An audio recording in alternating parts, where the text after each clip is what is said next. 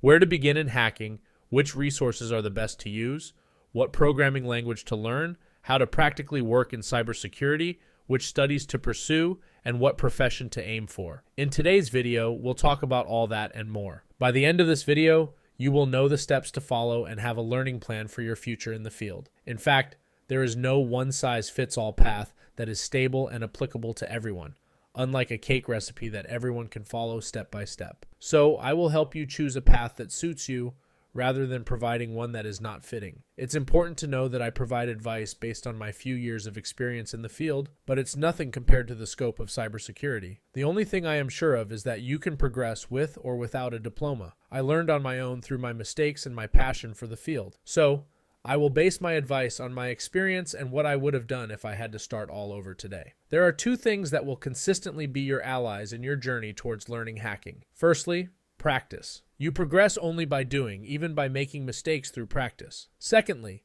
one or more guides along the way will always be useful. There are 4 skills in cybersecurity, and they are programming, computer networks, operating systems, including Linux, and all the related skills. Your starting point should be one of these 4 pillars, and you will see that no matter what you do, you will come across one or the other, sometimes even intertwining. It's not very important which one to start with. Do what feels right for you. Keep in mind that there is no magical path. Everything you learn among these pillars will be useful regardless, and you won't waste your time. You will consistently gain experience. To help you choose, I'll give you the example of my personal case. I started with programming. More precisely, I got a guide on visualbasic.net, installed Visual Studio, and fried my brain to create my first programs. They were horribly bad, and any programmer would have mocked me. But it doesn't matter. The goal is to start and practice. After learning Visual Basic, I learned the C language through online courses. This language is important to understand the functioning of systems because it requires greater proximity to RAM. I downloaded Linux virtual machines to learn C programming and also how Linux works.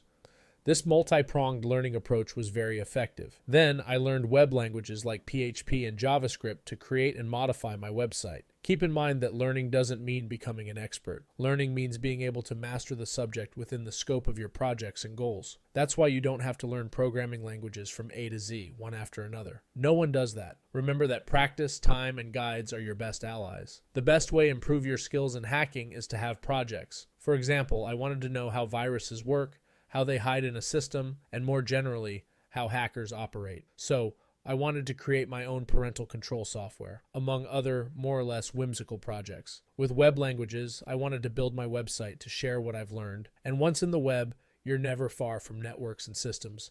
I rented a Linux server to host the site, learned to use it, learned Linux commands, and learned system and network administration. I wanted to focus on web security to protect my site and future client sites. So, I needed to understand the functioning of certain network protocols like HTTPS, DNS, ARP, IP, and many others. In the end, it brings us to the last pillar, which is transversal to all others. Here you'll find skills in languages, especially English, social engineering, and knowledge of standards, references, and laws in the field.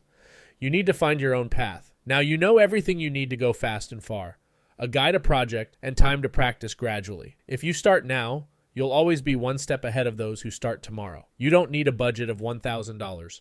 You don't need a diploma. If you have an internet connection and a computer, that's enough. You don't even need to spend 10 hours a day learning. Just start. If you want to start with programming, study algorithms and data structures. If you don't know which language to start with, choose Python because it's one of the most popular and essential languages.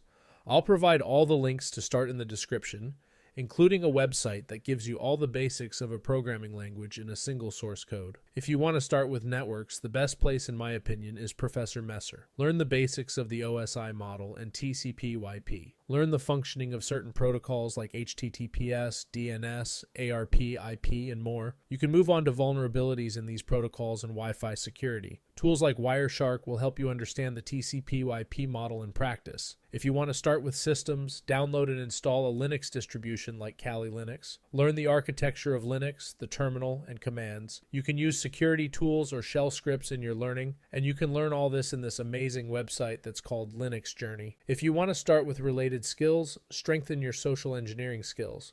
Learn to think like an attacker by discovering various scenarios and attacks or scams that exist, all with the appropriate defense measures. If you work in the field later on, your goal will be to fix all that. There are always subdomains that potentially involve other subdomains, but you don't need to know all of them before starting. You will naturally come across them in your learning. In the end, a hacker is, above all, a person who knows the details of computers. Knowing computers translates into many jobs and situations. A coder, for example, is a programmer who will try to find flaws in a code or build antivirus software. A tester is an expert in cyber attacks who will attack a company at its request to protect it. A hacker is also, and above all, a person concerned about ethics and laws.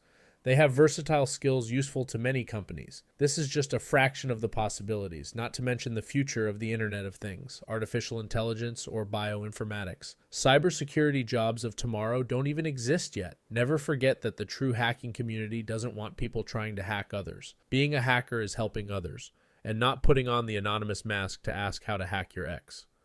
Being a hacker is also being in constant learning.